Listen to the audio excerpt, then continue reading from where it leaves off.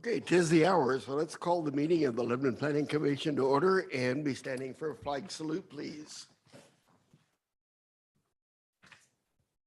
Pledge allegiance to the flag of the United States of America and to the republic for which it stands, one nation, under God, indivisible, with liberty and justice for all.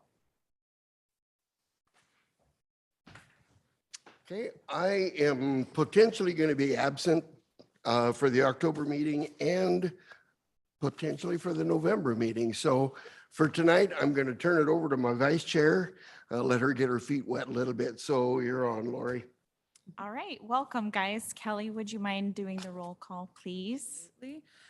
Commissioners Fountain, Miller, Here. McLean, Commissioner Malloy is excused, Commissioner Brashears, Baxter, Angel Ford, Here.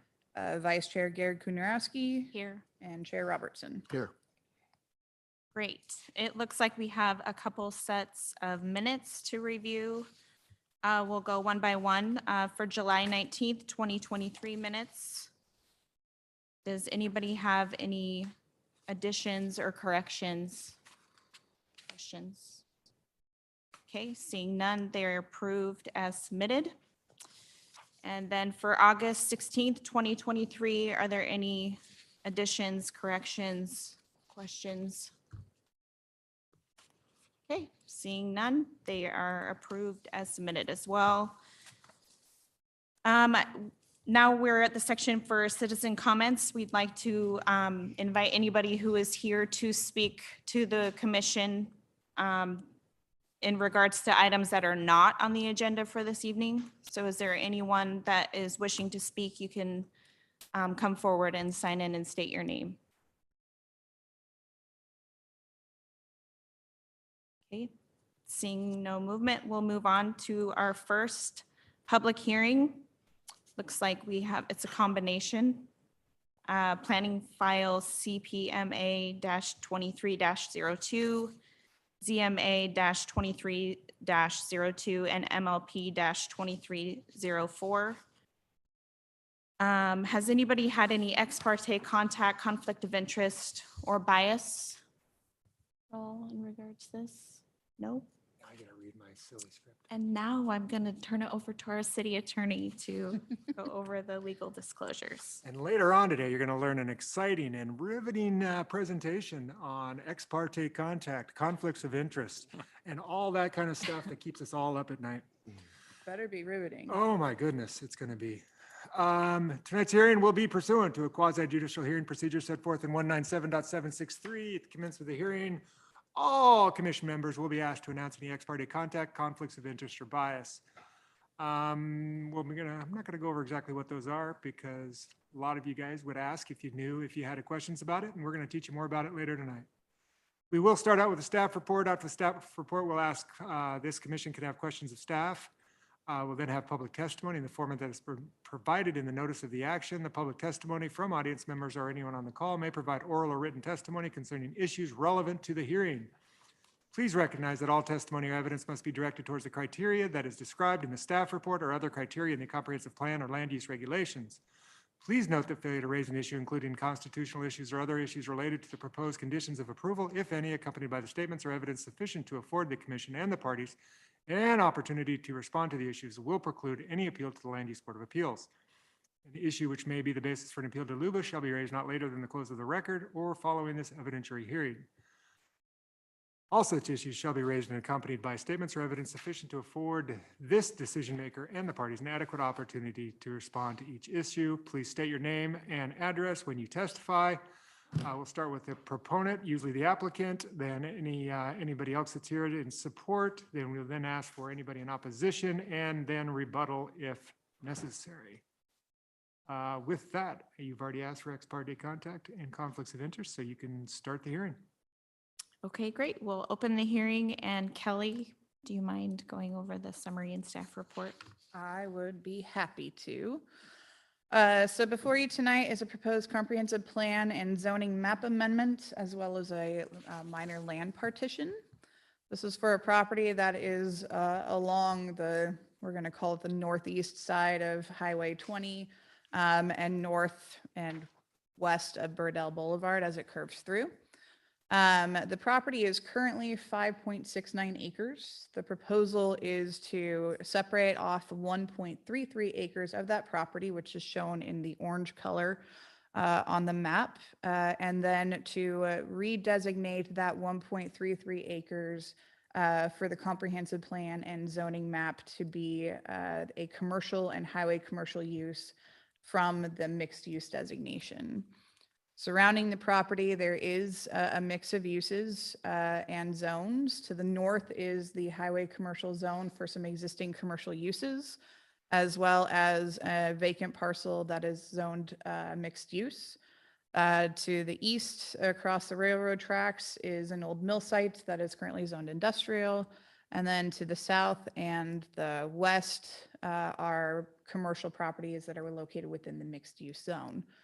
The purpose of the request to change the comprehensive plan and zoning map amendment is to allow for greater commercial use activity for that 1.33 acres, specifically for the use of a car wash. Our development code is wonderful, but has some nuances to it. And this one nuance is particular where we have a robust list of proposed uses or allowed uses within different zones. But then in our land use table, we have a section of it that lists off certain uses that are allowed within a mixed use zone or a commercial zone. And then there's a line in it that specifically says other uses are just generally not permitted.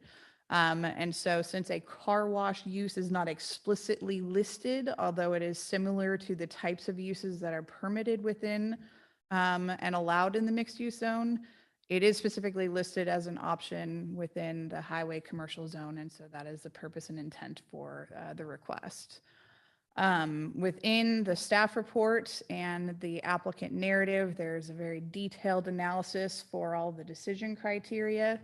Generally speaking, we need to make sure that the proposed change in the comprehensive plan and zoning does not affect any of the facility plans that would increase or impact issues associated with sewer or water or city utilities, and that it needs to be consistent with our comprehensive plan and the statewide planning goals. As I said, there is a detailed analysis in the staff report of how we believe and the applicant believes that those findings can be met. Generally speaking, the mixed use zone allows for very similar commercial type uses. This would just simply allow for similar commercial type uses, just more specifically this one particular use. So with that, one final comment is as part of the application submittal, a review of the facilities, the city facilities was conducted, and a memo was included that identified that there is sufficient service in those utilities to allow for this change in designation. And the engineering department has reviewed that memo and concurs with and agrees with it. So with that, I will conclude my report. I know the applicant is here to be able to do any additional presentation, but I'm available for any questions as it is right now. Okay, great. Thank you.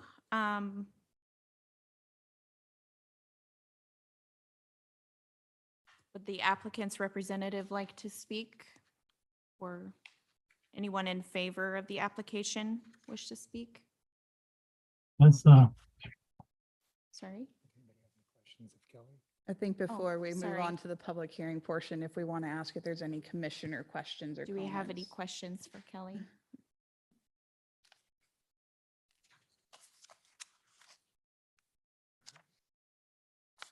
We have opened the hearing. Now we can open the hearing. Let's go ahead and open the hearing. Sorry about that. Okay. Okay. The applicant's representative, I see Laura, would you wish to speak? The development team members are actually online as well, so I'll hand it over to them unless you have questions specifically about the civil engineering.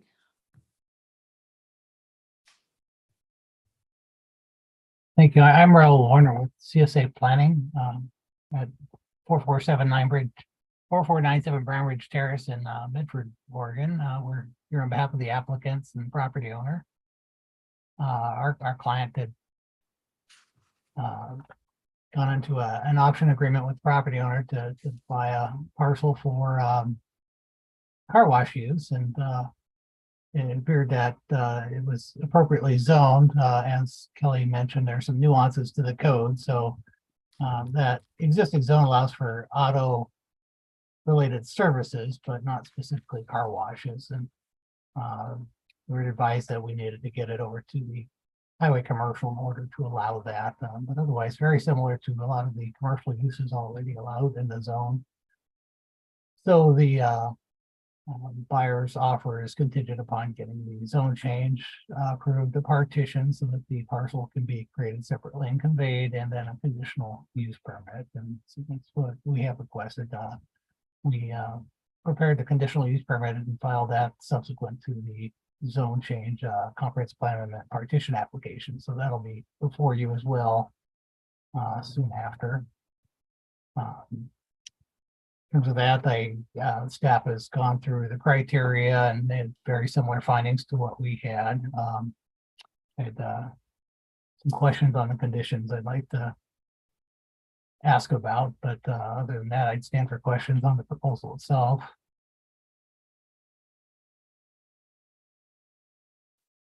Okay, great. Thank you. Does anyone have any questions for him?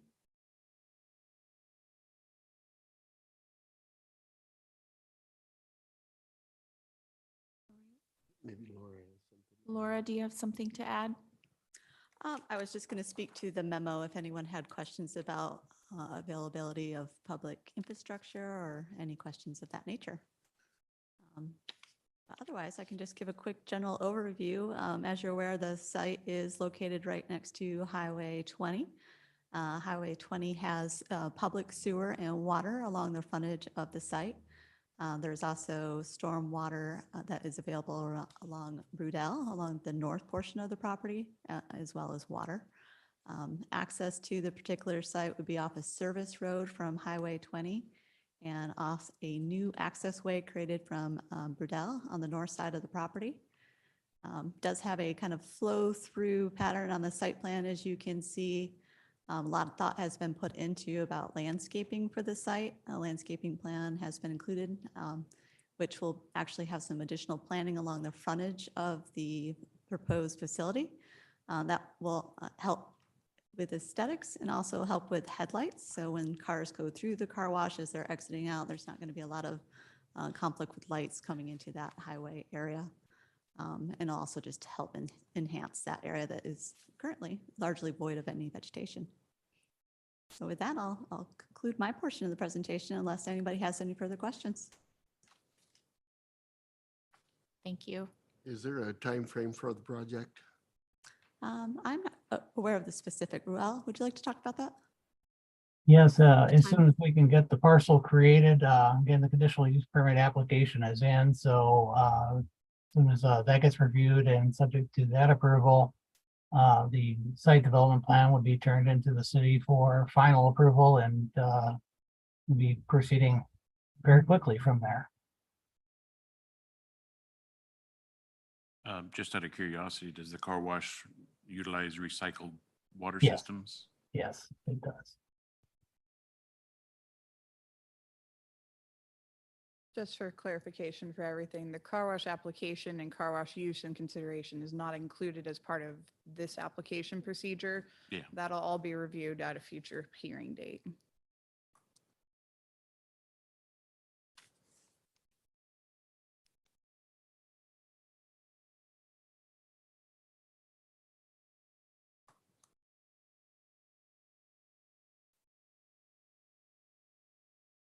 Okay, great. Thank you.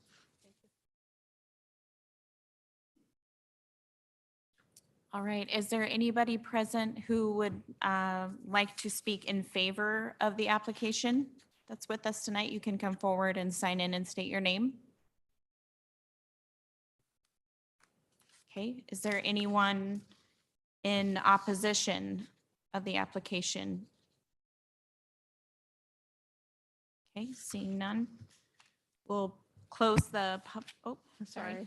Keep it Just open. because I understand that the applicant had a question about the condition, before we close the hearing, it might be appropriate to let them ask that question. Thank you. So condition 5 says prior to final plat recording, the property owner for each parcel shall agree to an irrevocable petition stipulating the applicant or future property owner will agree to participate in right-of-way dedication. There's, before the plat is finalized, there's just the one property owner, Freer's Lumber Company, and that'll be the case until the partition is the final plat is signed off and the parcel is deeded. So I just want to clarify, is the intent there just to have Freer's Lumber Company go ahead and sign that petition, or was there some thought that the future property owner has to sign something? Just so we can meet that condition of approval later, I wanted to clarify that.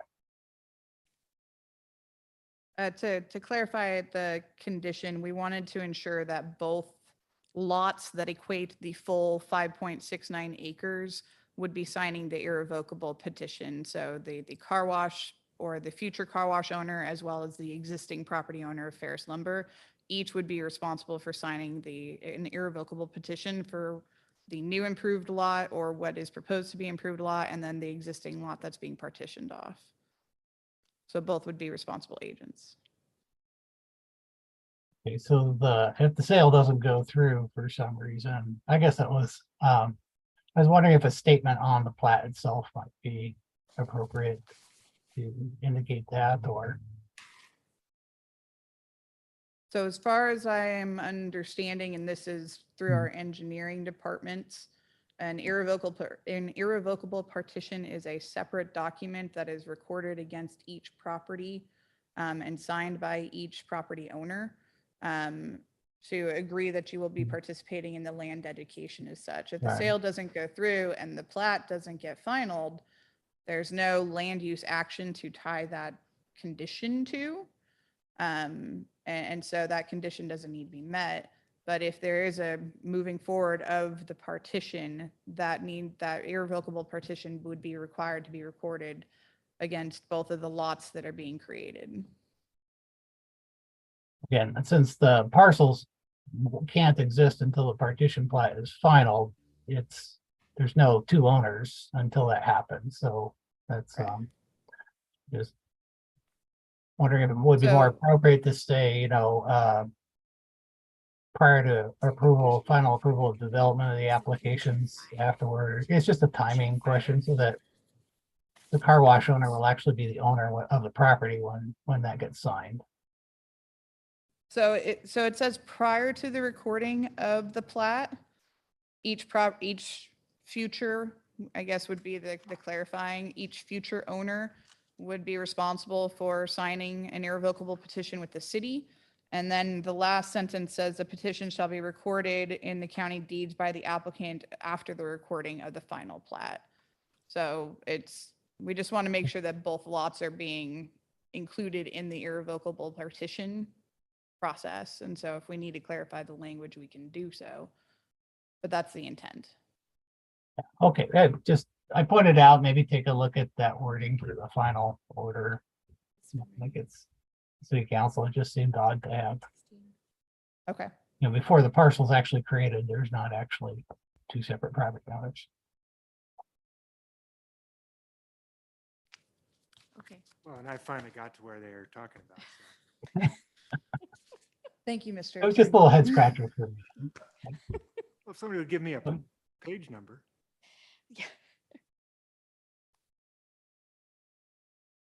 I'll make it clear Yeah, I that see. I there's mean, no I objection to understand. signing the petition, but I understand signing something as a future property owner, who knows, that could change.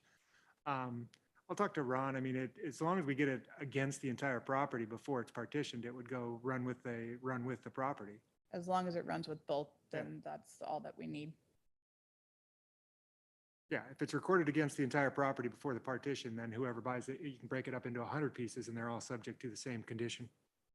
So I think Exactly. if it would be to the planning commission, the recommendation would be to, as part of the final order, to clarify the language associated with condition number 5. It might be just the existing property owner, and it's binding on successors in interest to the property as it's divided. For those of us that are confused, Yeah. would you recap what you just talked about? Yes. So actually, let me go ahead and share the screen because a visual is always helpful. So we have Burdell Boulevard.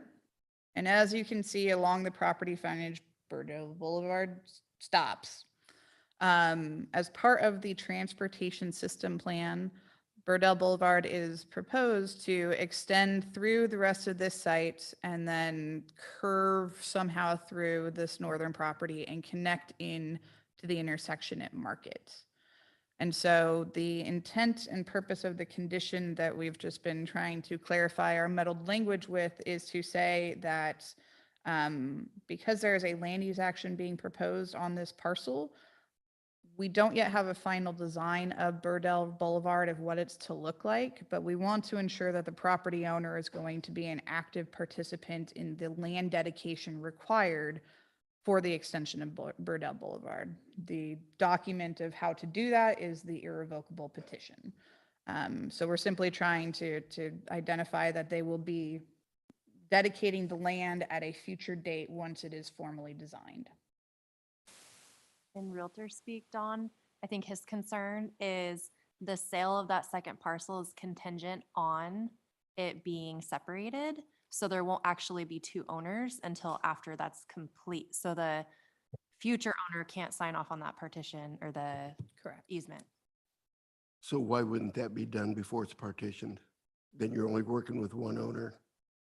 So the way that the condition was written is we wanted to ensure that upon partition, both parcels were going to be responsible as part of the irrevocable petition.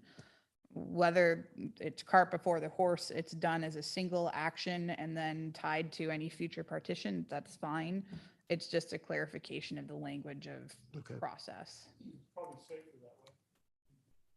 In any way, shape, or form, we just want to make sure we get the document. How much is still left of Burdell that borders this property that hasn't been built?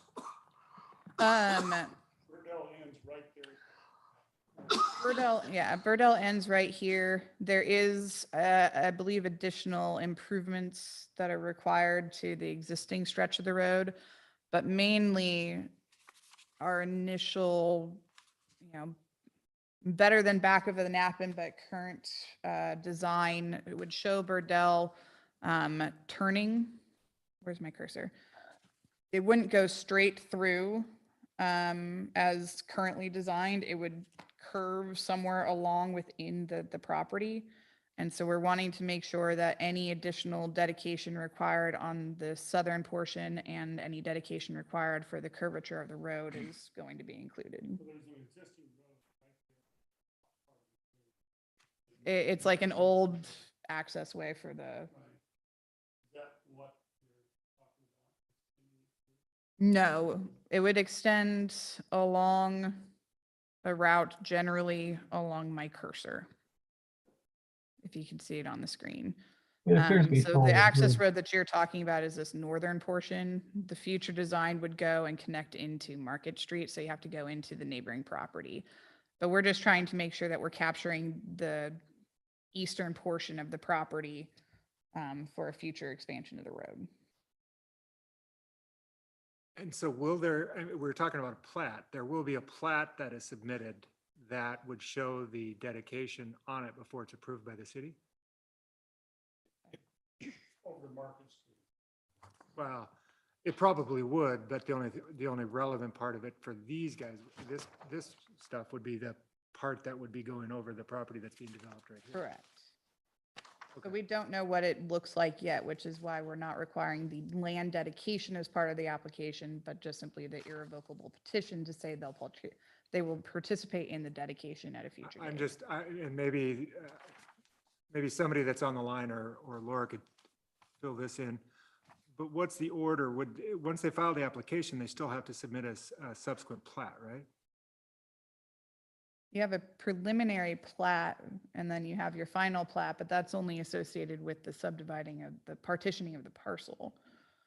Because I've only seen irrevocable petitions that are actually included on the plat. So that's what I was trying to figure out, if we're going to have a plat that's going to get recorded, as long as we have a condition that the irrevocable petition will be on any final plat, I think that might work. That could be fine too. Or maybe that's your job. I think we need to reopen You do. the hearing for public input, so I'll go ahead and do that. Laura? Go ahead. Thank you. Yeah, so a partition is a two-step process. You have a tentative plat that's being approved at the staff level, and then your next step would actually be creating the final plat, which is the document that gets recorded.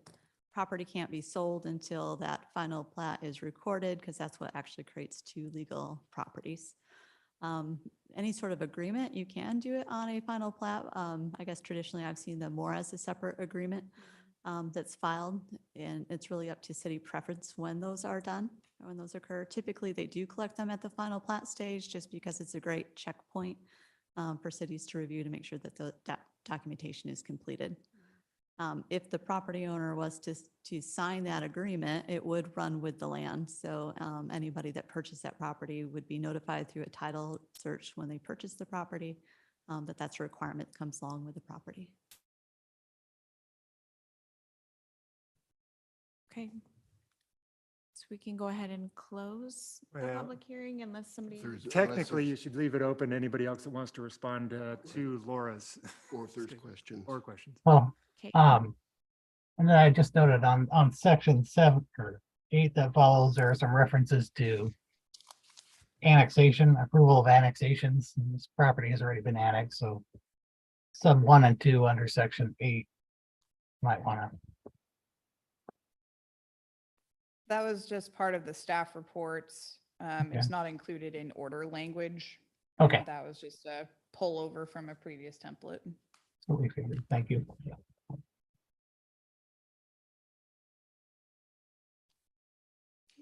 Any more questions for me or the development team?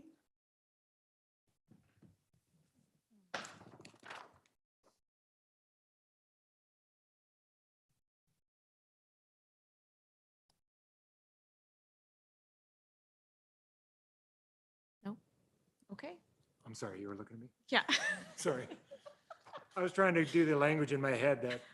So I think we would want to excuse the development team and then welcome anybody that would like to respond to the development team's comments. Okay, is there anybody who would like to respond to the development team's comments?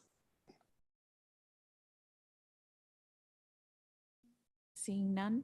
Okay, Close the we'll hearing. go ahead and close the public hearing. And any further discussion will be among staff and commission members.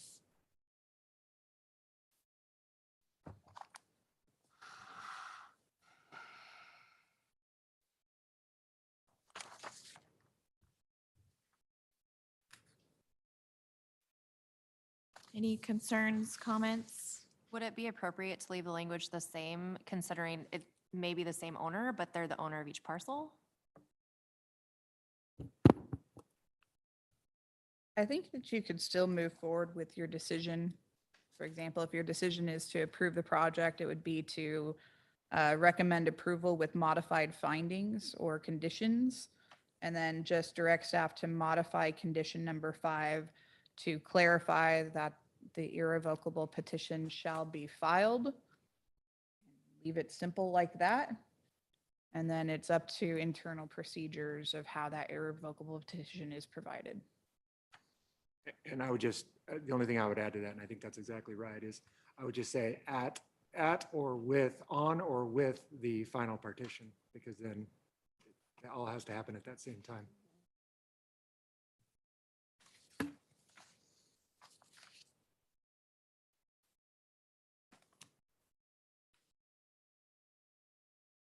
Are we all clear? I said that wrong. On or with its final plat. Did I say plat?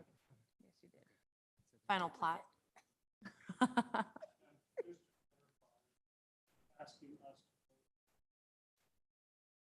Yes, It is a consolidated application. With two parts. There are two different applications. A singular vote as the recommendation, recommended motions show you can take the same motion with two different actions. The minor land partition is planning commission's final decision unless it is appealed. And the comp plan map and the zoning map decision is a recommendation to the city council. But you can do that as a singular motion.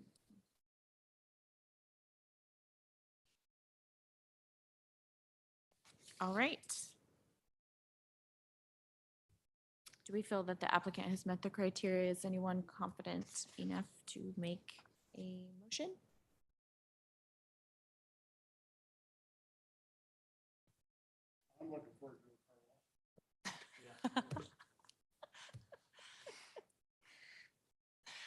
I'll move that the planning commission approve the minor land partition and recommend the city council approve the comprehensive plan and zoning map amendments based upon the written findings in the staff report with modified language to clarify that the irrevocable petition shall be filed on or with the final plat. All right, we have a second. All those in favor? Aye. Aye. All those opposed? Motion passes unanimously.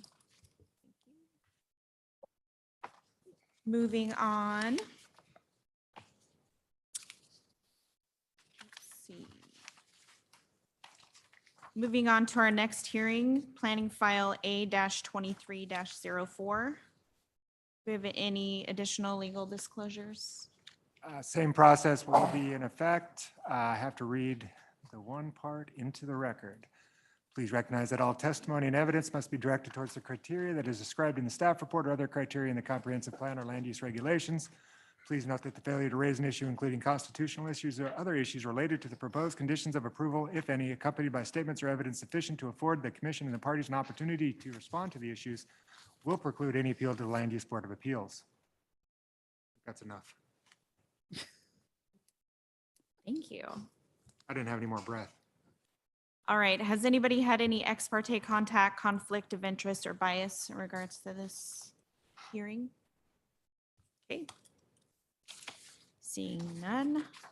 Kelly, would you mind giving us a summary? Ma'am, before you tonight is a proposed annexation of a parcel at 155 Taylor Street. This parcel is bordered by Russell Drive to the north and Taylor Street to the south. It is contiguous to city boundaries on the northern side, as the street and the property to the north are already within city limits. Surrounding the property are residential land uses, and to the northeast, the east, south, and west are all properties that are within the county itself. Public facilities are all available in Russell Drive. And then depending on usage of the property or redevelopment, additional extensions may be required based off of the proposal at the determination of the engineering department, but utilities are currently available in Russell Drive to be able to connect. Again, the staff report does provide a full detailed analysis of all the criteria associated with an annexation. But generally speaking, if the applicant is accepting of the initial zoning, which they are of residential mixed density, then no additional facilities evaluation are needed. And as the site is contiguous to city limits and within an urbanized area, it is eligible for annexation. So with that, I will conclude my report and answer any questions. All right, thank you. Does anybody have any questions for Kelly? Okay. I think we can go ahead and open up the public hearing now for planning file A-23-04. Is the applicant's representative. Hi, Laura. Would you like to speak? Yeah, I'll just keep it brief. So Laura LaRock with Udall Engineering, address on record. As Kelly mentioned, the property is contiguous to the city limits. It's already developed with a residential use. The parcel actually consists of two different sites consisting of the subject property. So we're asking for the entire subject property to be annexed into the city And as Kelly mentioned, there are utilities, transportation, and other public facilities needed to serve residential redevelopment of that site. And with that, I'll conclude my report and turn it over to you if you have any questions.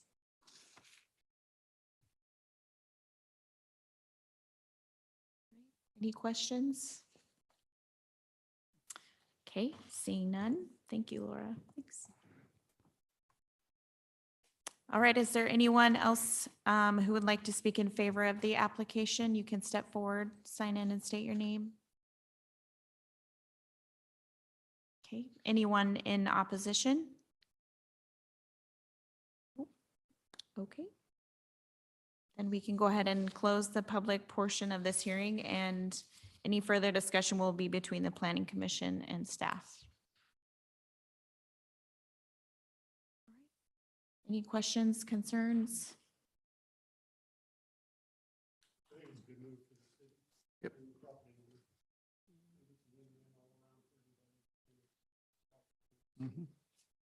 Think so. Right, would anyone like to make a motion? I move the planning commission recommend approval of annexation A 2304 to the city council based on the written findings of the staff report and direct staff to draft an order of recommendation incorporating the findings and conditional approval. Second. Okay, great, we have a second. All those in favor say aye. Aye. Aye. All those opposed?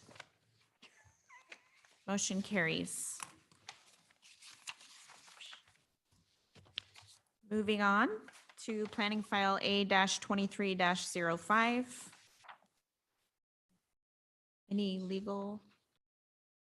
additional legal disclosure? Everybody wants to hear from me some more.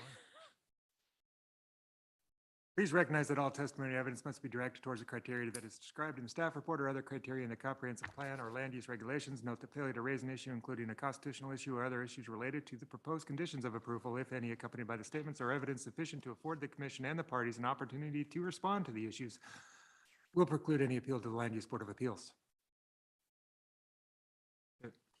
Great, thank you. Kelly, would you mind doing I got this? one more chance to get it all in one breath. Gonna hold you to it. Trying. Before you tonight is another annexation. This is for 2 properties off of West B Street. They're currently within the county and owned by the county.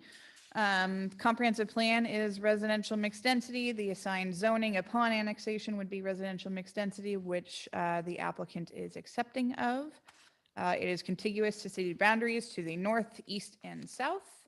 And there are public utilities that are currently in South 7th Street, however, associated with a development that was recently approved by the Planning Commission. Those utilities are to be extended through West B Street as well, through the frontage of this property. So utilities will be available.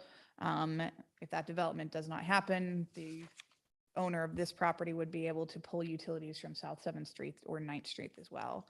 Again, as always, there is a comprehensive detailed analysis in the staff report of the conditions, but generally speaking, with the accepting of the initial zoning, no further analysis of public facility plans are required, and it is contiguous to city boundaries, therefore it is eligible for annexation. And with that, I will conclude my report, answer any questions. Does anyone have any questions?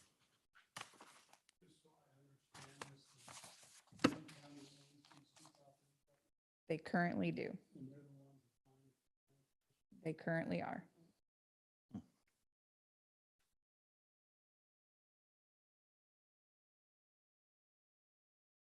A representative of Lynn County can't wait to talk to you about it.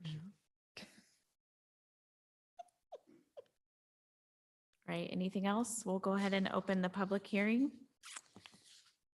And is there anyone wishing to speak in favor of the application or the representative? I'm sorry, the applicant's representative like to speak?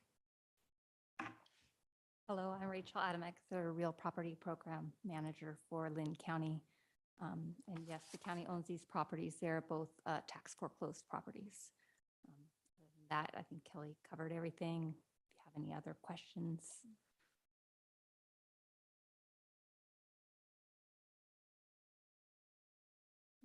Thank you. Anybody have questions?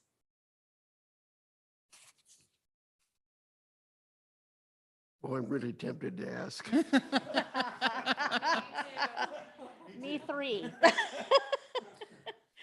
think those are great questions to ask after the public After the hearing. hearing.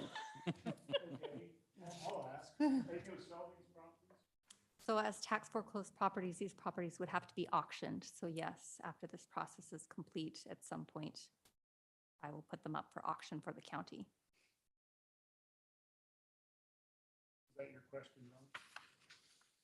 We'll talk later. So just out of curiosity, why do they have to be annexed in to auction them? They don't have to be annexed in, just based on the state the properties were in when the county took possession of them, and the zoning, county versus city. We thought this was a good opportunity, kind of a win-win for the neighborhood to take this action before auctioning it.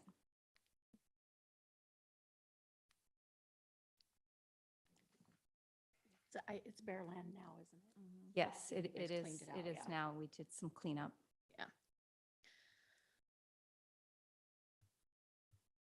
Right, great. Thank you. Is there anyone else who would like to speak in favor of the application? Seeing none, anyone in opposition? All right. The public portion of this hearing is closed and any further discussion will be between the Planning Commission and staff.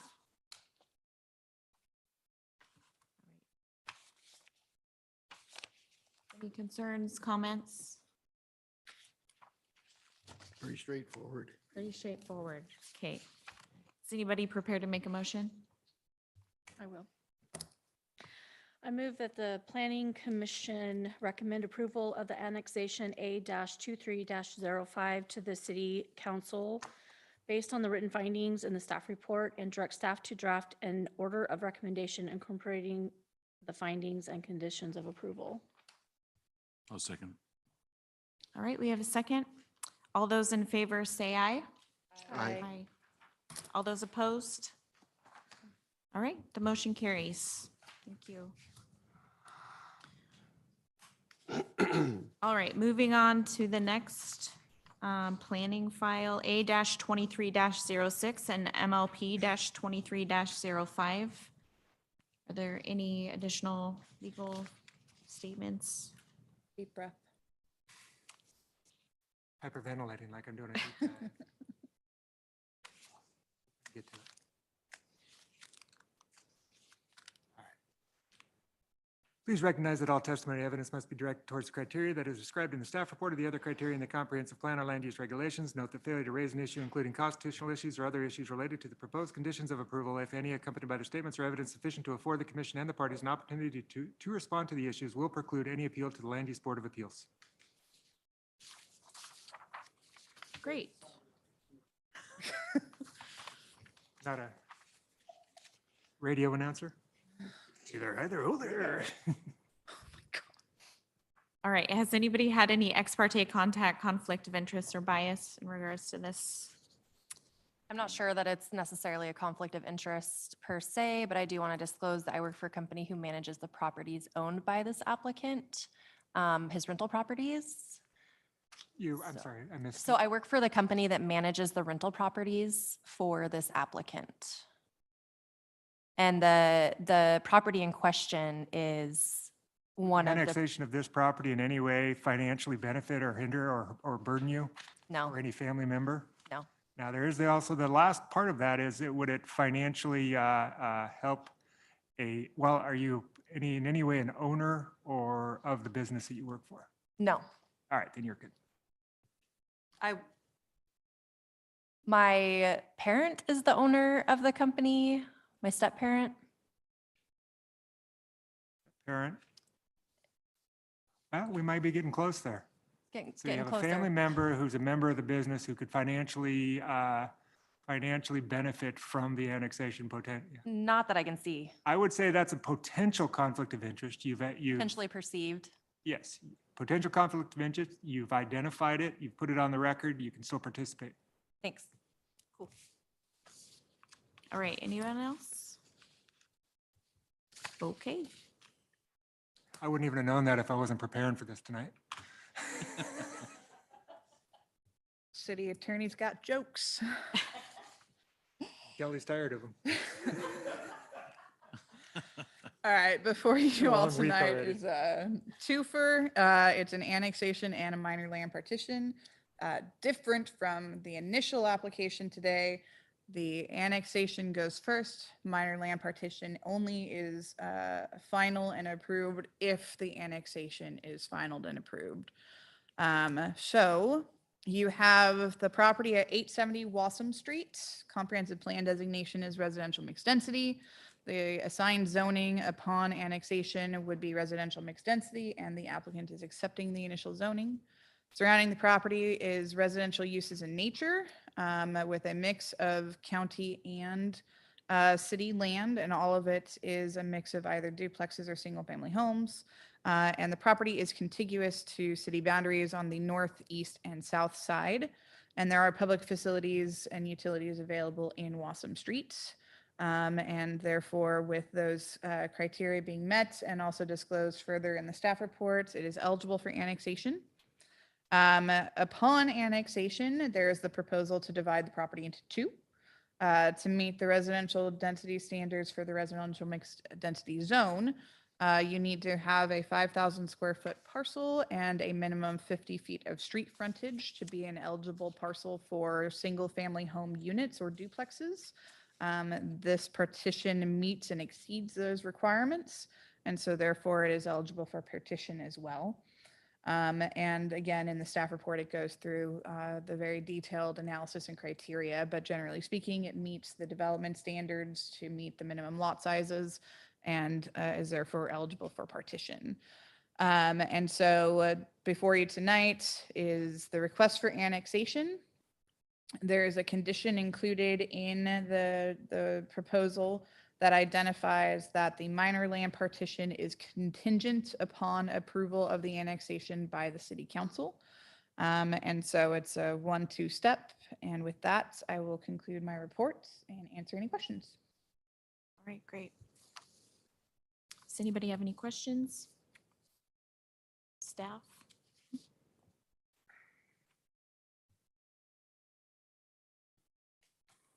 No? Okay, we'll go ahead and open the public hearing portion. The applicant's representative is here. Would you like to Laura speak? LaRock with Udell Engineering, address on record already. And I really do not have anything to add to Kelly's presentation, but I am available for questions or clarifications.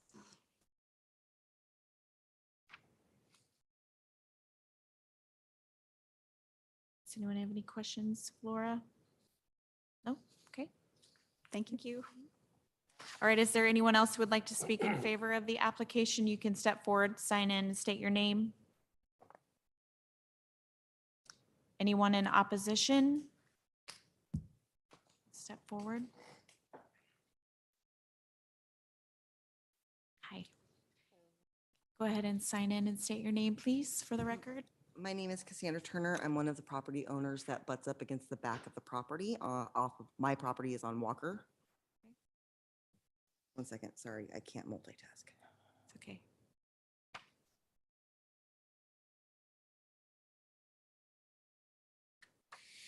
I'm not really so much opposing so much as I just want to bring some concerns forward that we've been trying to deal with for the last few months. So my back fence line, as well as my next door neighbors, butts right up against that property. They have a failed septic system back there that, don't know if you've ever been around a failed septic system, but it's awful. The smell continuously comes over into my property. I have a medically ill child in my home that is right up against that fence line as well. We have complained to the county and we've gone through all the steps that they've told us that we can do. And at this point, they've said that there's nothing we can do to force them to fix the septic. So I want to know what the plan is around that, or what I can do around that. So I might be able to comment on that. If the septic has failed and they're within 300 feet of a sewage system, the county won't allow a repair on the septic. Correct. So annexing then would allow them to connect us to the services. Would there be any sort of a timeline requirement to make that happen? Because when I say that the septic is open and failed, the tank is literally, the top is off, and for quite a while, there was a pump inside the septic system that was actively spewing sewage along my fence line. Into the yard. Me and my neighbors can smell it. You heard it. I've been in contact with We Carol. have pictures. Code enforcement here in Lebanon. Brittany from Environmental Health has been there. It's been 3 months. Nothing's happened. Yeah. Now we get this saying that they're trying to divide it, and we just kind of want the property taken care of. You know what I mean? That would be outside the purview of this body. It would be a compliance issue. We don't get involved with compliance They told me to issues. come to the meeting. They That's why we're sent us here. here. Once it's annexed, ultimately, if it is annexed by the city, then it will certainly become a city issue. Okay, so if you guys decide to And we can do annex it it, I this can point. turn around and come back and say, let's talk. Mhm. Okay, and then would we just, I'm just asking for what the process is. So if you guys choose to annex it, what's my next step, I guess? Like, do I just wait for another hearing?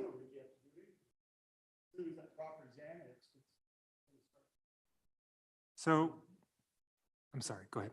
Well, I was going to say, if you're willing to have a conversation after the hearing, because this is really outside what we're considering right now as far as the annexation and what we're doing, I'm more than happy to have a conversation as to what the city procedures would be to deal with that kind of a situation once it's inside the city, which it won't be technically until after this goes to the city council for final approval. Okay, so the property is, we've been told it's part county, part city. So as far as we can tell, looking at that map, the blue section is the section that would be part of the county, and that's where the septic system is. Right. So they're asking for the entire property to be annexed into the city, is that what I'm understanding? And Correct. then you guys can start taking action. Nobody's wanting to take action right now. That's where we're at. We're kind of frustrated that I called Lynn County won't do anything. I called Lebanon won't do anything. We just keep getting the runaround, so. I would just clarify that Lebanon can't do anything. Well, I know, and I understand that, but the Carol from Code Enforcement's been great. She has been Phenomenal. wonderful. But It's she's the one that disgusting. told us to come here and talk to you guys, so that's why we were here. We don't know what else to do. It smells in my backyard. I got so many flies everywhere. It's gross. 12-foot tall weeds, It's also a fire hazard. I mean, mold coming out of there. You can see green all around it with mold, bushes coming out of it. It's just disgusting. So that's where we're at.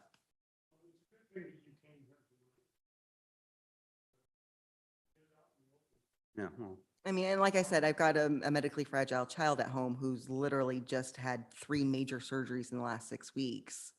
And I have less than 100 concerns. feet from that and smells it. He can't open his bedroom windows because he's getting the whiff when the breeze comes in. So Okay, but what's eventually? right. I don't want to be eventually Potentially is 10 not years something down we the can answer road. in this Right. context. You have my business card. That is something that we can talk about offline where I can explain procedures of code enforcement. The annexation process is simply the transaction of moving the property from the jurisdiction of the county to the jurisdiction of the city. That is a process that will take some time. This is the first hearing. The next hearing has to go before the city council. So that's at least a month where you're still in this quagmire of the city not having any jurisdiction. After that, feel free to give me a call and I can walk you through what the code enforcement procedures are and the nuisance ordinances. Okay, so this will be readdressed again next month with the next It'll steps of be it. addressed before the city council. Okay, But again, only for the transition Right. of Of the the transaction property. between moving from county to city. okay. Wait a month and call you. Got it. You can call me tomorrow. I'll call you tomorrow. Okay. Thank you very guys. much. Thank you.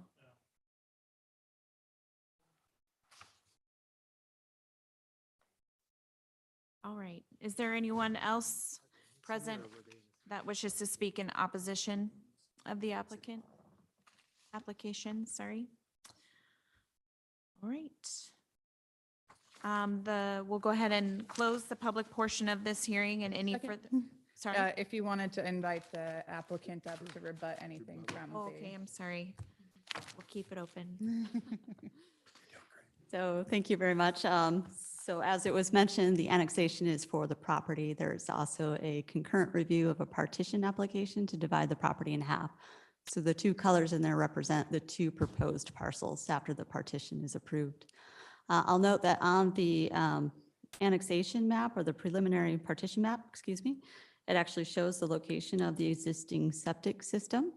By Lynn County Environmental Health, they would have required a 10-foot setback for a property line to be placed next to a septic system.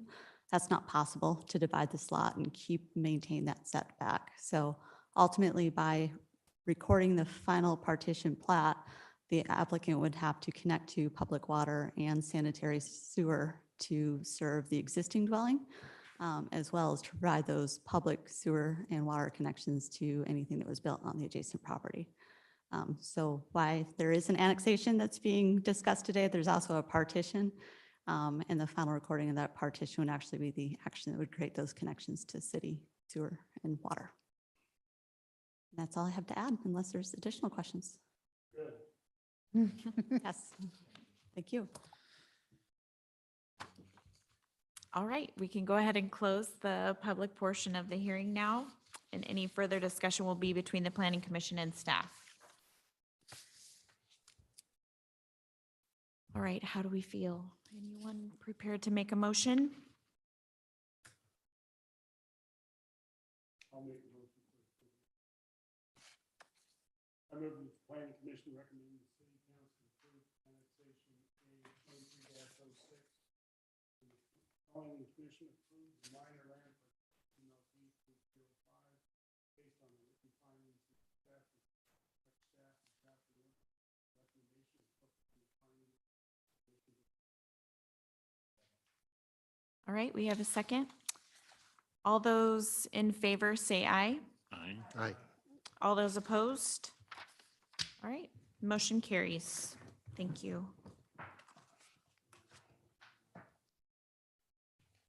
All right.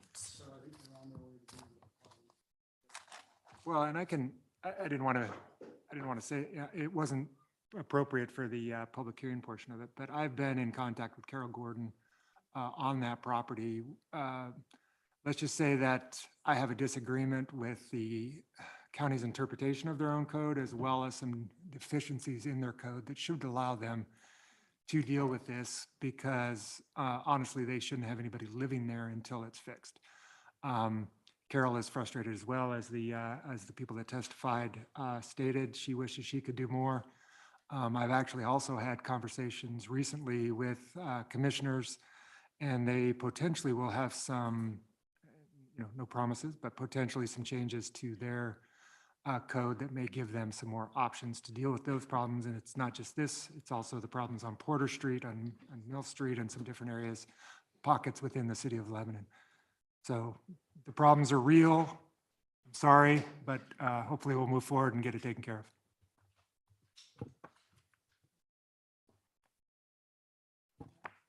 And I will say that the county is receptive to making some changes to their code so we can deal with some of this stuff. And I know that Ms. Adamek, is that pronounced that right?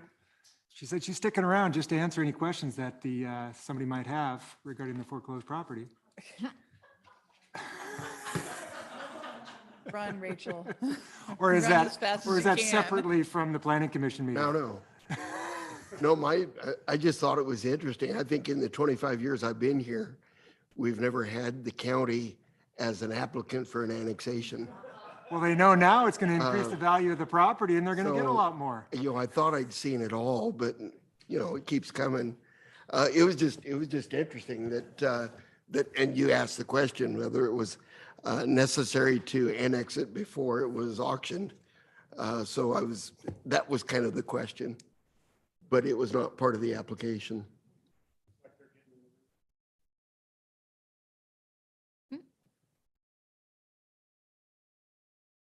All right.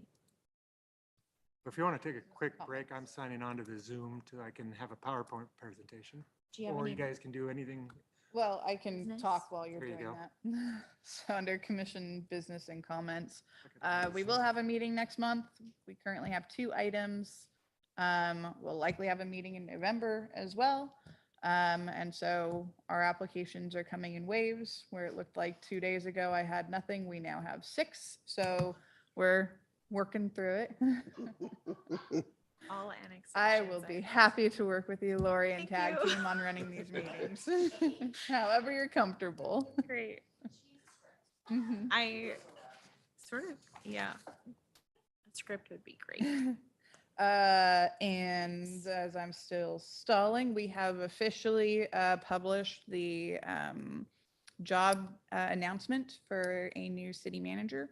So the city council is really interested in finding somebody local that's passionate about the city and has good management experience. And so if anybody knows anybody that fits those qualifications, please encourage them to go to our city website and apply for the position. I know that we are trying to do a fairly quick recruitment. I think it's only open for about a month or so. Is that right, Trey? Right around there.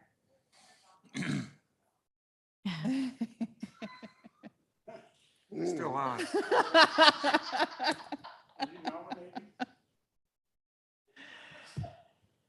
It's asking me for a meeting ID or personal link name before I can sign into the Zoom. Let me see if I can just invite. But it also had me update my Zoom like 9 times, so I don't know what's going on. If you want everybody, just go ahead and announce it. Take a 5-minute. Should we take a 5-minute recess? There you go. Sure. Great. I haven't Try had to to just use- use the link that I just sent you. I haven't had to do Zoom in a long time. If you need me to, I can just pull it up on my computer and you can use mine.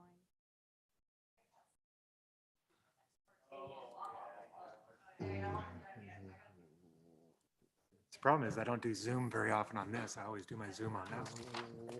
So Well, why it can't was you do Zoom on that one? because I don't have the PowerPoint presentation on that one. Oh, good grief, man.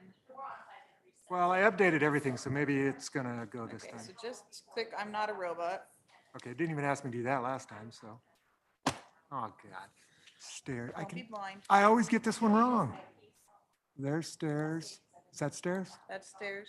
You see any more stairs? Oh, Yeah. There's The stairs. guy that's walking upstairs. That's it. That's it? Now click register and join. Click the button that says Zoom link. There you You know, I ordered contacts that are progressives. go. Mm-hmm. Did you know they had those? Yeah. I just learned that. I mean, it's probably good since you have broken glasses, right? Yeah, you like that? They're both sides. But I got new glasses coming too. Launch again? meeting. That's what I did last time. though. Open Zoom meeting. There you go. Oh, good This is the grief. thing it made me do last time. Okay, so it's. Just didn't- keep scrolling all the way down, dude. Oh, so that's gonna, it Because goes that's as your fast as I terms go. and conditions. They won't let you do it without scrolling. You know, all the legalese stuff. Did I have to go through it slower or what? Well, now it's just taking forever. Wait for the bar to. We're doing great. My iPad won't let me run, I could do it in PDF, but it won't let me run PowerPoint. iPad won't let you run PowerPoint because it's Microsoft. I could do it in as a PDF.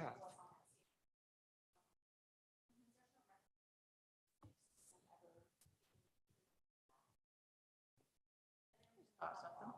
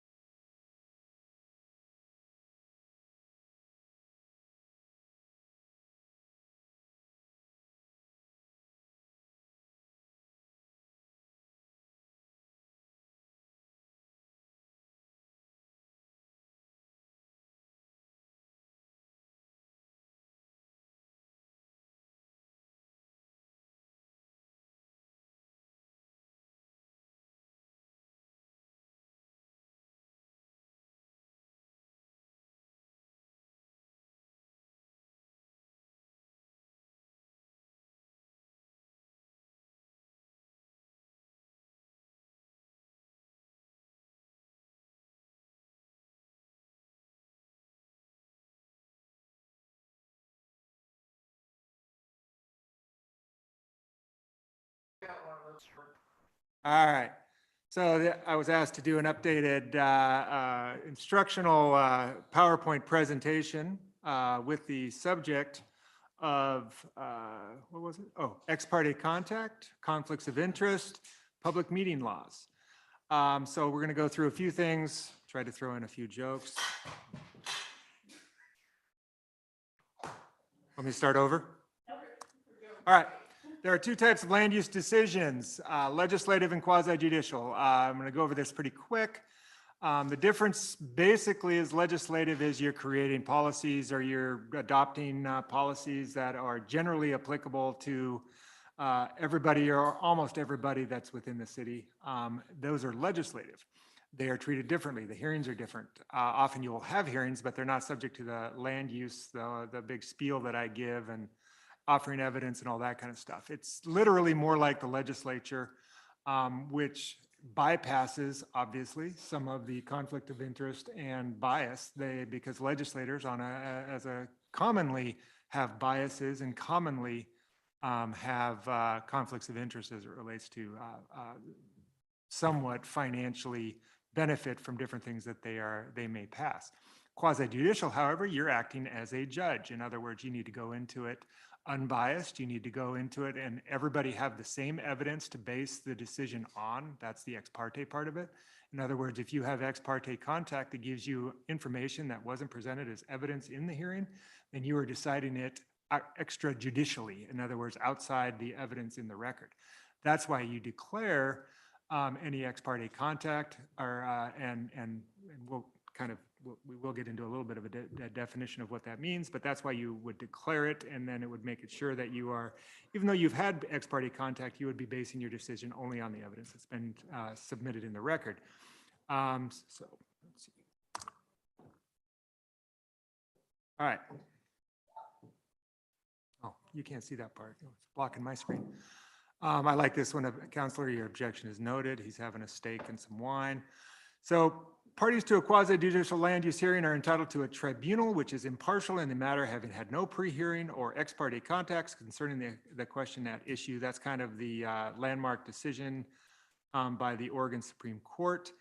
And to do that, you avoid bias, you avoid ex parte contact, or you declare ex parte contact and or conflict of interest. So the first one is bias. It's kind of the non-financial impartiality that you need to be worried about. To establish bias on the part of a local decision maker, that's you, the petitioner, or somebody who is challenging it for bias, has the burden to show by clear and convincing evidence. You'll see that I bolded that because that is a high standard when we go into a case in court.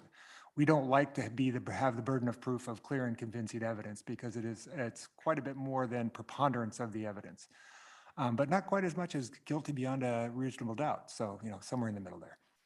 And so they have somebody that wanted to challenge the decision for bias would have that burden to show that the decision was not reached by applying the standards to the evidence presented, but because of that bias, which is again a hard burden. Now, there's two types of bias. There's personal bias and there's prejudgment bias. The personal bias is having a personal interest in the outcome of the matter. Now, you clearly did not say financial because that's going to be addressed in the conflict of interest itself. A personal interest in the outcome of a matter would be, for example, let's say you're out there on a picket line saying, we don't want any more condos, and you're walking around saying, no more apartments, no more condos, and then that evening you come to the commission meeting, and lo and behold, there happens to be an apartment building that's up for review. In fact, that apartment building that you had just been picketing, that would be bias, a personal bias. Not that you're going to be financially advanced in it in some way, but you obviously would have a problem looking at the evidence and then voting for it just because of your obvious bias against the development itself. Prejudgment means, and prejudgment bias means your mind has been made up before the evidence was even entered. Yes, there's a lot of crossover between those two. It's either bias, either way. Basically, you're just saying, it doesn't matter what the evidence, and I've had judges like this, I think. Doesn't matter what the evidence is, I'm voting one way or the other. In other words, You're ignoring the evidence and just voting because of your personal opinion or your biases. So don't do that. So commissioners are not expected to be completely free of bias. You don't come on the commission because you want to be robots. You come on because you have personal beliefs about how the planning commission and the city should develop, how the type of development. You probably have some people have strong opinions about, the rate of development, what kind of development and all that. So we understand that that people aren't going to come onto the commission without having some personal opinions as to what they expect to see or would like to see as the planning portion of the city government. The question is can you put together whatever bias you may have to the side and decide the issue based on what's our law, the legislative, what we've passed as a legislative part of the city mostly, but also the commission. The legislatively, what are in Oregon, it would be statutes. Here it's the code. Can you decide that based on the facts that are presented at the hearing and the law that basically is the legislative side of it? It's kind of like when I'm at a jury trial and you enter all the evidence and then the judge reads the jury instructions and said, hey, take all that evidence that you just heard and apply it to this these jury instructions that explain the law to you, and that's all you get to consider. Juries don't do it either, but that's what's supposed to happen. Let's see. The ultimate decision is a reflection of a commissioner's view of the facts and law rather than a product of positive or negative bias. Oop, that does that too.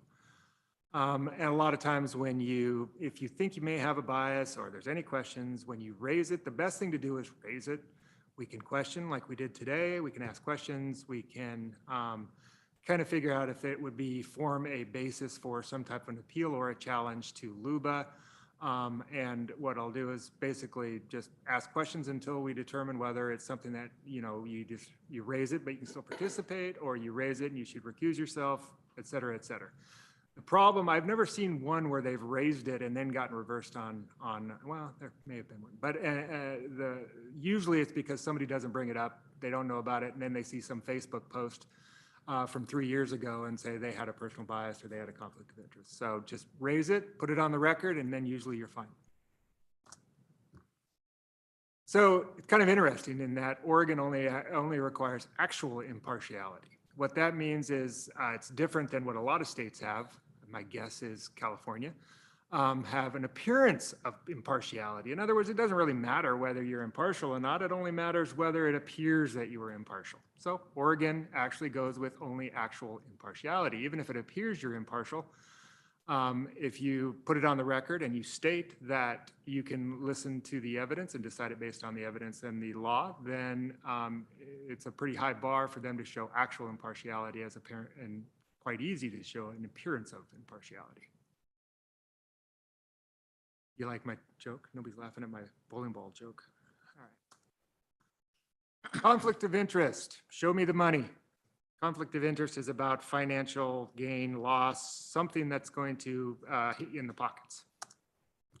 General rule of thumb, officials are participating in the matter will result in a direct, I again bolded, pecuniary benefit or detriment. Money, loss, gained, somehow financially affects you. To the person's relative, or business interest. Potential conflict of interest, which we talked about today, is where the public action could have a financial benefit or detriment. The commissioner should announce the conflict, and the commissioner may participate in the deliberations after they have identified or announced the potential conflict of interest. An actual conflict of interest is where the public action will have a financial benefit on that commissioner, their family, or a business that they're involved in. I'm going to show you the definitions of both family and business here in a second. In that case, obviously, the commissioner must step away, not participate in either the deliberation or action of this board. Relative, boy, this thing goes everywhere. So I'll let you just read that because I ain't going to read it all to you. In other words, it goes a long ways when it talks about relatives. So remember that when you start thinking about this and you got a second cousin that lives 2 doors down and, whatever. Yeah. Everybody read that? send it to you anytime you want to. All right, business with which the person is associated is also defined. Again, pretty broad, but really it'll always come down to, does it hit you in the pocketbook? One way or the other. Interesting one. Does it hit you in the pocketbook if your dad owns something and you don't know what's in his will? I don't know. That's where the interesting part of the law comes in. I guess that's a potential conflict of interest because you may be in the will.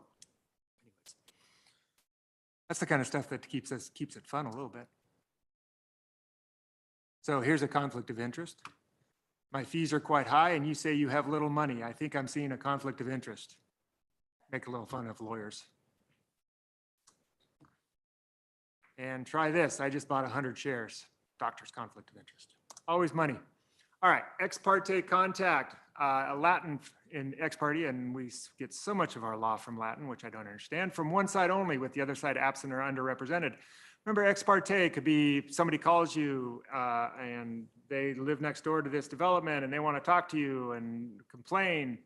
Well, that's ex parte contact. Again, it's not, you should tell them that you can't, you've got to listen to the evidence, please. I don't want, but you don't have to be rude either. If you listen to them, you tell them, we can only base this on the evidence that's going to be at the hearing. I'd prefer you not talk to me about it. The reality is, though, as long as you can state that on the record, say, hey, one of the neighbors called me and I listened to him and couldn't cut him off until, until after they had talked for a little while, just put it on the record. That's the most important part. It can be from a site visit. Hey, we've got this annexation coming. I think I'm going to drive by it so I can get a good look at what's being annexed. It's actually an ex parte contact. No problem. Well, you shouldn't do it intentionally. We need to hear it. Everybody has to have the same evidence and all that kind of stuff. But you may just drive by the same spot every day to go to work. So, if it's something that, if it's something you would never have driven by unless that application was on board, you should state it. Again, that one's kind of a weird one because you can still nowadays you can see everything from what they put in their pictures in the satellite views anyways. So you should, if you're doing it because you're doing your own fact finding. Okay, because that's evidence. You've just created evidence in your head that's different than what everybody else may have, or that has been presented by the applicant or the opposition. I know, I don't like that part either. You drive by something. That's the law, though. And here it is. So this is out of a Court of Appeals case. An ex parte communication is a communication between a party and a decision maker made outside the hearings process regarding a matter pending. So there's the thing, it's pending, right? You do this, just the fact that you've driven by it for 100 years, but you didn't even know this thing was on and you didn't drive by it after the application was submitted. You don't need to declare that. The communication may take any form. I like that word, any form, verbal, written, or information from a site visit or from a newspaper editorial about the substance of the application. I know, that's really, really broad. So just, if you think about it, declare it, ask a couple questions, no problem. Limit your decision to the evidence that is entered by the applicant or the opposition. Ex parte contact, this is why it can prejudice the minds of decision makers. It prevents full disclosure of any interest that you may be basing your decision on, and that parties won't have a chance to rebut that or bring in other evidence. I don't necessarily agree it violates the public's right to know, but it prevents a complete record. If you're the only one that saw the property, and it's not in the record, then you have information that the rest of the people don't have, and you don't have a record that's could go up to Luba. Yep.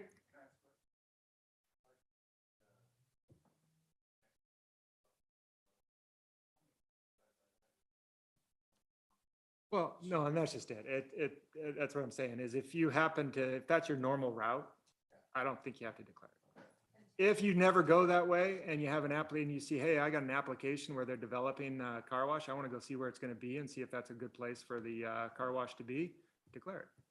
Well, don't do it. That's my first advice. But I know you are. So don't, so declare it. Yeah. And ultimately, you just have to be able to say, you know, you're probably going to see pictures and all that kind of stuff, satellites, so it doesn't really make a difference anyways. But as long as you put it on the record, and then I'll ask you a question, well, is that going to affect your decision? No, are you going to be able to base your decision based on the evidence that's submitted by the city, by the applicant, by the opposition, and following the law? Yes, you can. And if ever the answer is you can't, because then you probably already got a bias, so you shouldn't be deciding it anyways. So just make sure that's, again, what I want to make sure you leave with is put it on the record, let me decide, or let me, you know, what do they call it can I rehabilitate the witness, right? Just get it on the record. It's kind of what I've already said. This is the advice. Make sure you put it on the record. Most of the reversals that I've seen based on any of this stuff is because it just wasn't brought up. And then somebody finds it later on, like I said, in an email, in a social media, you know, something. And that, you know, hey, you should have brought that up and you should have put it on the record, even though the reality of it is you had to put it on the record. Would ask you a question, you'd have done the exact same thing, but because you didn't put it on the record, it serves as a purpose. It serves as a reason, or at least an argument, to have your decision changed by Luba. There you go. I just like this because it was a planning joke.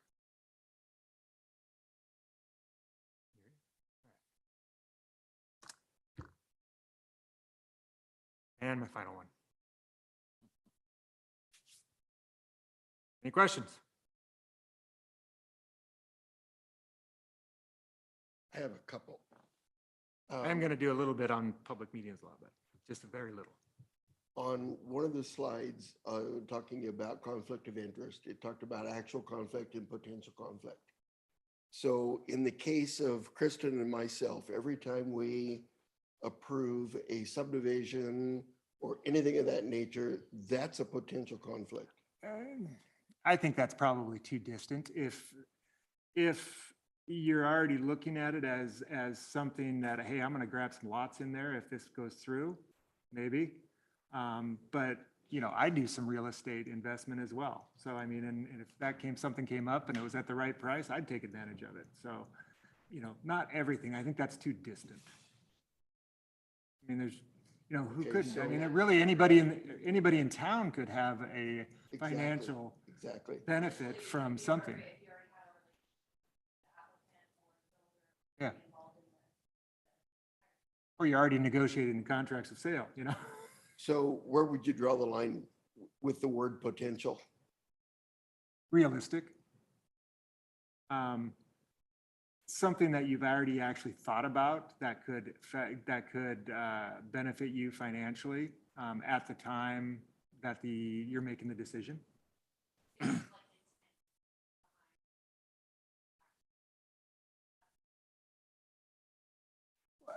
And I would say it's something that is different than anybody else in the city. In other words, anybody in the city, when those lots go for sale, could buy a lot. Are you any different than anybody else that could go buy that lot? Or is your decision give you some unfair advantage to make a profit or a loss?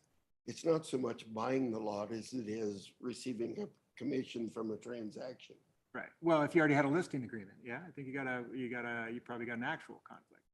Yeah, that would be. If you're negotiating, maybe if you're saying, hey, you know, I've worked with them before and I may get the listing, I think that would be potential. Clear as mud. Second question. What's the responsibility of a commissioner if they have knowledge of another commissioner has one of the three? Come to me. Okay. I don't think you necessarily do, but I think you should bring it to me. Okay. Hopefully ahead of time so I can think about it and deal with it. Well, if they don't disclose and the hearing goes forward, probably the opportunity to bring it to you has passed. Anybody can request a brief recess if you think it's serious enough. Okay. I mean, not that I And know of any. possibly it'd be maybe because this does get tricky and some people, well, you may have seen them at the property. They may not even remember they're at the property or something like that. I mean, and it gives us a chance to put that on the record and avoid a potential problem. Okay. But for purposes of continuity and, and everything, it's kind of be hard to just stop everything and call somebody out. I wouldn't want you to do that. So I guess I am asking you to kind of to make me the arbiter of that. So my final question, Or Kelly, if I'm not here, she's more than capable. in the past, we also included conversation between commissioners outside of the public hearing as ex parte contact. After the application was filed? So for instance, if I was to call Dave and say, did you see the packet and this certain property, yada, yada, yada, yada, is that considered ex parte contact? Not necessarily ex parte, but it's a violation of the public meeting laws. Because here's the deal. Once the application has been filed, the key behind a public meeting laws is if you are deliberating toward an action, towards a final decision, that has to be done in public. So once that application has been filed, you guys should not be talking amongst yourself about any of the applications. Now, you can have discussions generally before the application is filed about different things, and that's fine.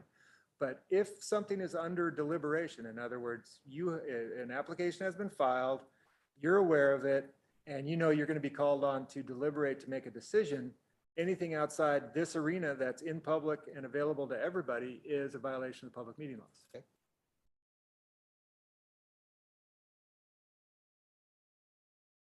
I'm out of questions.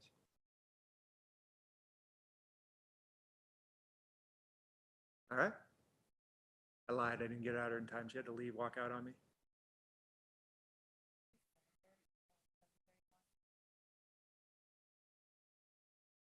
Always welcome to email me questions, email me situations. That's what I'm here for. I represent the city. When you're working for the commission, you're part of the city. I can't represent you against the city. Been asked that before.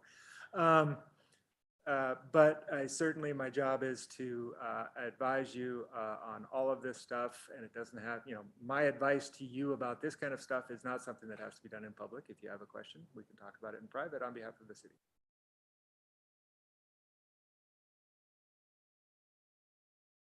Are you going over public meeting? Oh, well, it's kind of what I was, he took me to it. Was just, it's the key that, everybody in a lot of councils, commissioners, they go overboard. Because I know that the county commissioners, I love them each individually, but they don't ever think they could be seen talking in public, right? I mean, they don't even want to be in the same place. Of course, there's only 3 of them. So anytime there's 2 of them, there's a quorum, right? So, but the reality is one, it's not a public meeting just because there's 2 of them together. It could be depending on what they're talking about. And also it's not a violation of the public meeting laws if they're not talking about something that's under deliberation. In other words, they're not going towards a decision. They're not using that conversation to avoid deliberating in public. And so that's always the key that you take it back to on the public meeting laws is there something pending? Are you going to be called upon to make a decision? And if so, everything has to be done in public that relates to your decision-making process. And if you kind of just remember that, you'll usually be all right. Pop quiz. Who knows how many planning commissioners are needed to create a quorum for this body? No. 3. I didn't even know that. So if you only have 3 people in the same room talking about the same thing, or if you have a serial meeting where Don talks to Dave and then Dave talks to Tina, you have now created a quorum. Why is it 3? Because I thought it's dependent on how many commissioners you have. we have regular commissioners and we have alternate commissioners. How many And regulars do we the have? Quorum is based off of the regular commissioners, and we only have 5 regular commissioners. Not know that. Previously in our code, we had it stipulated that you need to have at least 5 members of the commission be here for a quorum, but that was a difficulty, so we amended the code. That's right. We were having trouble getting enough commissioners. Yes, we were. Don't have that problem anymore. So 3 people, that's it. That's why generally speaking, just, if you have questions, talk to Trey or talk to me. Again, it's what you're talking about. Yeah. Talking about who's driving to the football game, you're all right.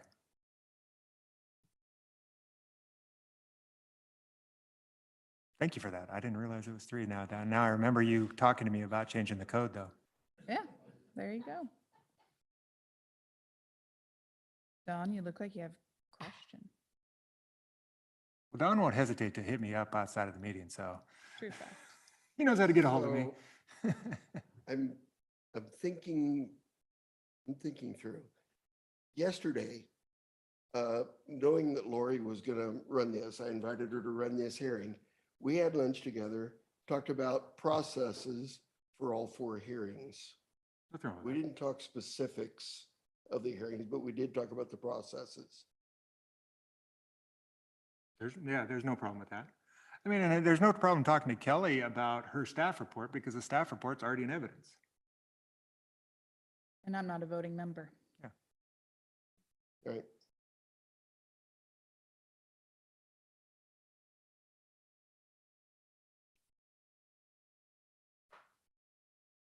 Now, if you talk to her and you said, now, that Laura Larocque's gonna come in here, and she's gonna blow this, she's gonna say this, but you need to say. You might be like, And That's- vote no.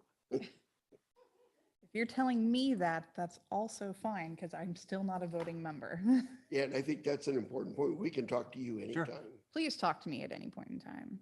That's part of the reason why we have the agenda go out to the public 7 days in advance. So the public has enough time to absorb it, and so the planning commission has enough time to absorb it. And if you have clarifying questions, ask me ahead of time. And that's something that if you have the question, the public has the question, or their planning commissioners might have the question, I can fold that answer into my presentation and make sure that, I disclose that these questions have come about, here's some answers, or I put it as part of just the regular presentation. So the only thing I think I would add, and it's the same premise that I do with the real estate, any doubt whatsoever, disclose, disclose, disclose. So if you have any questions or concerns or what ifs, just bring it up. didn't I make that clear? Okay.